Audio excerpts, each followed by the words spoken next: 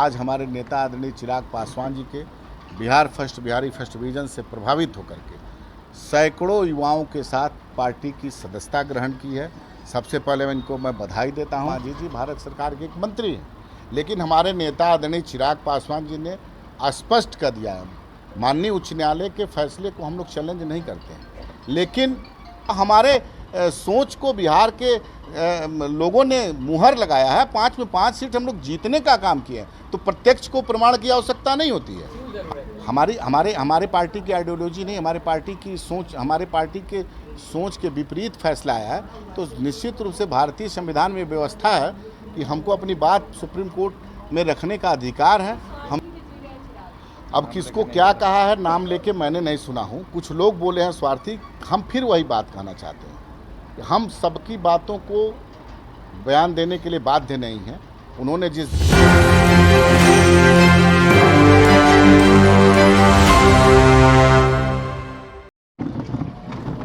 जी आइए नजदीक और ये हो गया पट्टा। हाँ चलिए विजुअल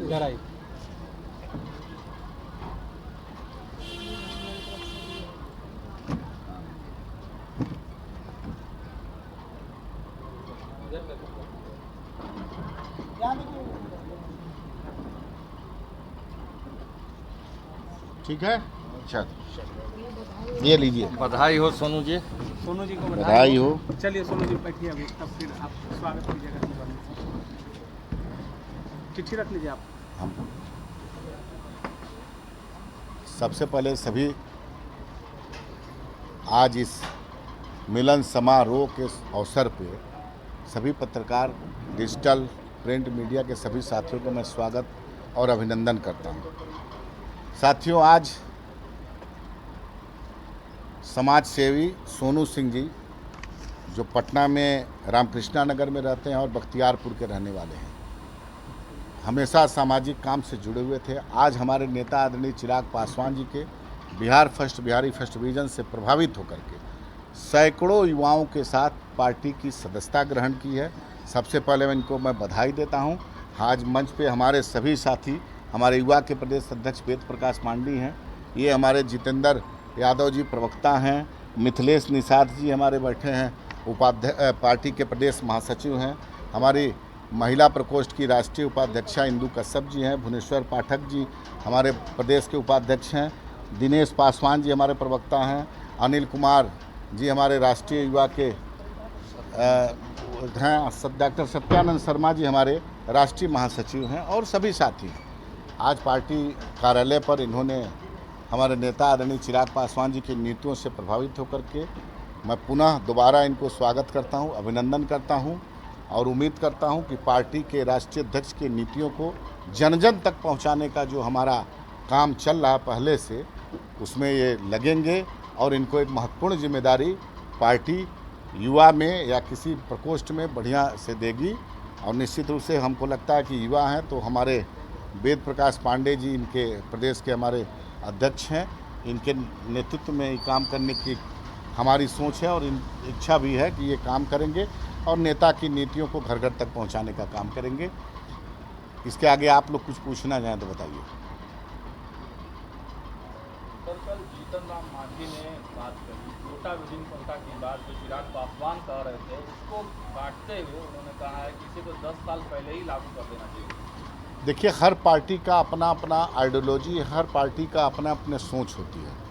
निश्चित रूप से आपका कहना जरूर है कि एनडीए के घटक दल में जीतन राम मांझी जी भारत सरकार के एक मंत्री हैं, लेकिन हमारे नेता आदरणीय चिराग पासवान जी ने स्पष्ट कर दिया है, माननीय उच्च न्यायालय के फैसले को हम लोग चैलेंज नहीं करते हैं, लेकिन हमारे नेता चिराग पासवान जी ने स्पष्ट कहा है इससे हम लोग पार्टी में ये विचार किया गया है कि पुनः हम लोग माननीय उच्चतम न्यायालय में जाएंगे और अपनी बात को रखेंगे और इस पे हम लोग की सहमति नहीं है, उस पर हम लोग जाएंगे, पार्टी जाएगी। अब जीतन राम मांझी जी का क्या, उनकी पार्टी का क्या सोच है, उस पर बयान देने के लिए हम बाध्य नहीं।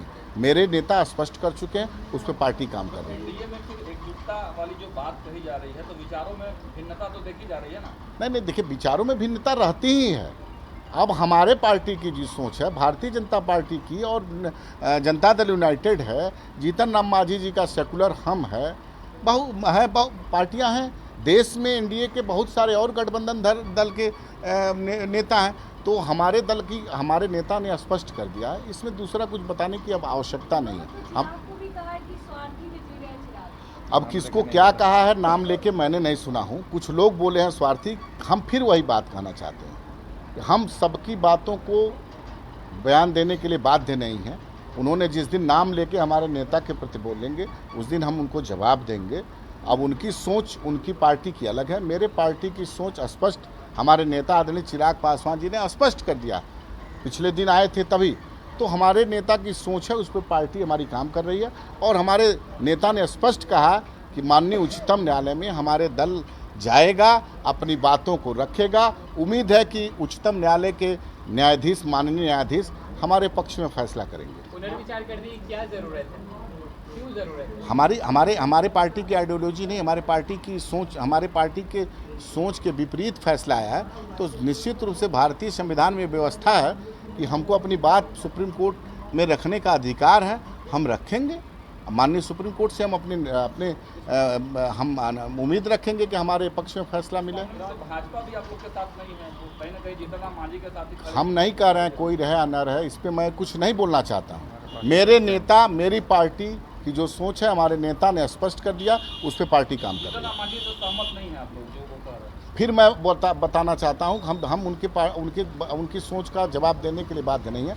हमारे नेता आदरणीय चिराग पासवान, हमारी पार्टी लोक जनशक्ति पार्टी रामविलास की जो सोच है उसको हमारे नेता ने आपके सामने स्पष्ट कर दिया है और उस पर पार्टी काम कर रही है। राजू जी, जिस तरीके से प्रशांत किशोर लगातार नीतीश सरकार पर हमलावर है, वो साफ करें कि 25 में जनता बदल देगी और आप लोग नीतीश कुमार के साथ हैं, कहीं ना कहीं अच्छा तो लगेगा आप लोग को। देखिए, बोलने के लिए सब पार्टी का अधिकार, अभी तो उनका दल बना नहीं है। प्रशांत किशोर जी अभी काफ़ी दिनों से घूम रहे हैं, दल बना नहीं है। और हमको लग रहा है जिस दिन दल बनेगा, हर दल का अधिकार है कि अपनी अपनी बातों को रखने का। ये हमारे संविधान में सबको हक दिया गया है, सभी पार्टी को अपनी बात रख के जनता के बीच जाने का। तो स्वतंत्रता है उनको, जाएं, हम भी जाएंगे, हमारा गठबंधन भी जाएगा, एनडीए भी जाएगा, ये जनता निर्णय करेगी। तो अभी हम लोग टेंशन उनसे नहीं लेते हैं, हम लोग काम करने में विश्वास रखते हैं। हमारे नेता चिराग पासवान जी ने पूरे बिहार का भ्रमण किया है, जन जन तक गए हैं और उनके कार्यकर्ता आज जन जन तक जाने का काम कर रहे हैं। तो हम लोग अपने काम में विश्वास रखते हैं, अपने नेता ना नहीं है। और हमको लग रहा है जिस दिन दल बनेगा, हर दल का अधिकार है कि अपनी अपनी बातों को रखने का। ये हमारे संविधान में सबको हक दिया गया है, सभी पार्टी को अपनी बात रख के जनता के बीच जाने का। तो स्वतंत्रता है उनको, जाएं, हम भी जाएंगे, हमारा गठबंधन भी जाएगा, एनडीए भी जाएगा, ये जनता निर्णय करेगी। तो अभी हम लोग टेंशन उनसे नहीं लेते हैं, हम लोग काम करने में विश्वास रखते हैं। हमारे नेता चिराग पासवान जी ने पूरे बिहार का भ्रमण किया है, जन जन तक गए हैं और उनके कार्यकर्ता आज जन जन तक जाने का काम कर रहे हैं। तो हम लोग अपने काम में विश्वास रखते हैं, अपने नेता की नीतियों को जन जन तक हमारे सोच को बिहार के लोगों ने मुहर लगाया है। 5 में 5 सीट हम लोग जीतने का काम किए हैं, तो प्रत्यक्ष को प्रमाण की आवश्यकता नहीं होती है। हमारे नेता की नीतियों पे जनता ने आशीर्वाद दिया है, अब उनका काम है, हर दल का काम है जाना। और जनता जनार्दन मालिक है, जनता देवतुल्य, जनता निर्णय लेगी, वो सराखों पे होगा। राजद और जदयू को डर लगने लगा, आपको नहीं लगता कि आपकी पार्टी में संघर्ष? हम लोग डरने वाले नहीं हैं, हम लोग संघर्ष करते हैं, हम लोग जनता के बीच में जानते हैं, जनता की बीच में जा कर के अपने नेता की नीतियों को बताते हैं। तो डरने की आवश्यकता नहीं है। उपचुनाव को लेकर क्या उपचुनाव में आपके भी प्रत्याशी उतरेंगे? देखिए, उपचुनाव में अभी हमारे नेता ने ऐसा कोई निर्णय नहीं लिया है, जिस दिन निर्णय लेंगे उस दिन जरूर हम लोग करेंगे। अभी ऐसा कोई फैसला नहीं है। अब ये देखिए, राष्ट्रीय मामला है, मैं बिहार का प्रदेश अध्यक्ष हूँ। निश्चित रूप से अभी इस मुद्दे पे हमारी राष्ट्रीय अध्यक्ष जी से कोई बात नहीं हुई, इसलिए हम अभी बात रखने में असमर्थ हैं।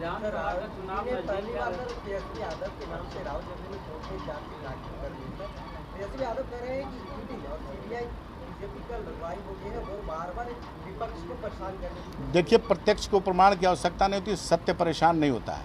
निश्चित रूप से ईडी ने जांच किया है और जांच के उपरांत माननीय न्यायालय में चार्जशीट डाला है, जैसा कि आप लोगों के द्वारा पता चला है। तो उनको घबराने की आवश्यकता नहीं होनी चाहिए और मामला न्यायालय में है और न्यायालय देखेगा, अगर चोरी है तो उसके लिए सज़ा देने के लिए न्यायपालिका बनी हुई है और देगा सज़ा। ऐसा पहले से भी चलता रहा है। भारतीय हम लोग के यहाँ जो कानून व्यवस्था है, तो ये मामला जब तक कोर्ट में पेंडिंग है तब तक पहले बोलने का इसमें कोई मतलब नहीं बनता। माननीय न्यायालय में ईडी ने अपनी जांच को दिया है और न्यायालय उस पर जो निर्णय लेगा उसका हम लोग सम्मान करेंगे। राजू जी, एक सवाल है, वक्फ बोर्ड मामले में क्या आप लोगों का क्या है कि वक्फ बोर्ड क्या समाप्त कर दिया जाएगा, जिस तरह की बातें चल रही हैं? नहीं, वक्फ बोर्ड वाले मामले में माननीय हमारे नेता अभी हम लोग के बातचीत करेंगे और उसके बाद नेता का जो निर्देश होगा वो बात को हम आप लोग के बीच रखेंगे। पशुपति कुमार पारस कह रहे हैं कि लोकसभा चुनाव में हमारे साथ अन्याय हुआ है, विधानसभा चुनाव में हमें सम्मानजनक सीटें नहीं मिलेगी, तो 242 सीट पर चुनाव लड़ेंगे, कितनी चुनौती होगी? अब उनकी बात किससे हुई है, उनको धोखा मिला है तो किससे मिला है, ये तो वही स्पष्ट करेंगे ना। और चुनाव, फिर मैंने कहा कि सभी दल को सभी सीटों पर चुनाव, सबको लड़ने का अधिकार है। वो जैसा बोल रहे हैं उनको लड़ने का अधिकार, उनको लड़ना चाहिए था। हमको लगता है जब से पार्टी हमारी 2 भाग में बटी है तब से एक भी चुनाव लड़ने का उन्होंने काम नहीं किया है। वो लड़ेंगे नहीं लड़ेंगे इसका निर्णय स्वयं लेंगे। कितना चुनौती होगी आप लोग? देखिए, राजनीति में चुनौती नहीं होता है। हम लोग अपने काम में अपने नेता के विज़न में विश्वास रखते हैं। हम लोग चुनौती नहीं मानते हैं। चुनौती है जनता की समस्याओं को दूर करना, जनता के सुख दुख में शामिल रहना। ये हमारे पार्टी की प्राथमिकता है। हमारे नेता कि चिराग पासवान जी बिहार फर्स्ट, बिहारी फर्स्ट, जो उनका विजन है घर घर तक पहुंचाना, और जो हमारे नेता की नीति है उसको घर घर तक पहुंचाना, ये हमारे लिए चुनौती है जिसमें हमारे सभी नेता काम करें। पे दावेदारी कर रहे हैं। बिहार का बात करते हैं तो बिहार में पहला फैक्ट्री कवर कहाँ लग रहा है? केंद्रीय मंत्री है तो प्राथमिकता बिहार में है। अभी हमको लगता है कि 1-1.25 महीने भी नहीं बीता होगा, तो थोड़ा सा मौका आप लोगों को देना चाहिए। निश्चित रूप से बिहार में जो हमारे नेता को मंत्रालय मिला है, अभी पिछले दिनों ही मौर्या में एक बड़ी उद्योगपतियों के साथ एक बैठक की है। निश्चित रूप से बिहार में लाभ मिलेगा। अब देखिए, हमारे संस्थापक स्वर्गीय रामविलास पासवान ने काम करके दिखाया और उनके स्वर्गवास के बाद हमारे नेता चिराग पासवान जी उनके पद चिन्हों पर चलने का काम कर रहे हैं और हमारे जो संस्थापक की सोच है उसको निश्चित रूप से हम लोग धरातल पर लागू करने का। विधानसभा में दावेदारी की जा रही है बीजेपी के द्वारा। कौन दावेदारी कर रहा है? बीजेपी की तरफ से अब दावेदारी कर रहे हैं तो लड़े ना, कौन उनको रोक रहा है? वो एनडीए से टिकट मांग रहे हैं ना। अब एनडीए से मांग रहे हैं तो किससे मांग रहे हैं? जिससे मांग रहे हैं उनका नाम स्पष्ट करें, उनसे लड़ें। इसमें हम कहाँ हैं? हम अब वो तो एक बार आप देखे होंगे जब उनको एक भी सीट नहीं मिला था लोकसभा में, तो निर्णय लिए थे कि हम लोग लड़ेंगे, फिर नहीं लड़े, फिर बीच में बोलते हैं। तो ये स्वतंत्र हैं, उनको स्वतंत्र हैं, वो लड़ें कि नहीं लड़ेंगे वो तो उनसे वही बताएंगे ना, उसमें हम क्या बोल सकते एनडीए में कंफ्यूजन है क्या अभी भी? एनडीए में हमको नहीं लगता वो हैं। अब एनडीए में हैं, कहाँ हैं उनको बताइए? एक भी सीट मिला नहीं तो कैसे उनको एनडीए में मान लें? मोदी जी एनडीए में नहीं है। मेरे समझ से तो नहीं है। हैं? देखिए, एनडीए में थे वो, हम स्पष्ट कर रहे हैं, लेकिन उन्होंने एनडीए से स्वयं को इस्तीफा कौन दिया? भारत सरकार के कैबिनेट मंत्री से इस्तीफा दिया। उसके बाद बजाबते प्रेस कॉन्फ्रेंस किए, बजाबते उन्होंने कहा कि मेरे पास जितने भी मेरे सांसद हैं सब लोग लड़ेंगे, लेकिन नहीं लड़े। तब एनडीए में है कि नहीं वही बताएंगे ना सर। बहुत बहुत धन्यवाद।